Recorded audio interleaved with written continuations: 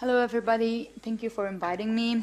After weeks of discussions about the burkini, whether it is clothing like any other, and about the right of wearing it, is it an individual freedom, or should it be known as the symbol of discrimination? The burkini became a hot item.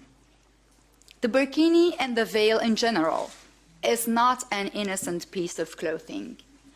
It is indeed the symbol of discrimination. The philosophy behind the hijab, or veil, which is based on theology, deprives women of their rights and freedom and makes them dependent of the man, who should give his permission for every single thing. Like, for example, even the right to study, work, or even the right to leave home. This philosophy makes women live like second-class citizens, with all the humiliation that comes with it. It disempowers and marginalizes women. Choosing to wear a burkini or a veil can't be seen as freedom of choice. Don't forget that the Muslim women who pretend to choose this are grown up with the indoctrination by their families and community, who believe that wearing a veil is a good choice to be a good woman and to obtain more respect of the community. You can compare it with the fact that in Egypt, more than 90% of women are genitally mutilated, and a lot of them do this voluntarily, because otherwise they can't get married. Do we still talk about freedom of choice here? It is also possible that some of the Muslim women wearing the burkini are victims of the Stockholm Syndrome, identifying with their oppressors.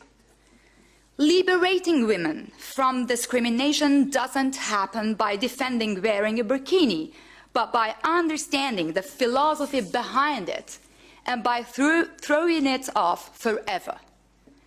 The ideology behind the burkini doesn't have any respect for the individual choice. It is religious, and in religion people obey. It is not about rights, but about duties.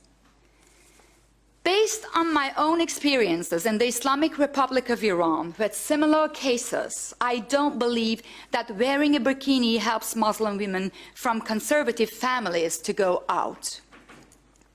Most of them, even with a burkini, are not allowed to go to the beach. And a lot of Muslim women who were free to go to the beach in a swimming suit should change it into a burkini under pressure of their family and community, unless the enlightenment in connection with this covering clothing and the philosophy behind it is widely occurred. Of course, the ban on burkini doesn't solve the problem, but defending the right of wearing a burkini under the veil of freedom of clothing without criticizing the burkini itself is only propaganda for the conservatives in Muslim communities. Progressive intellectuals in Europe do have an influence on Muslim society and intellectuals.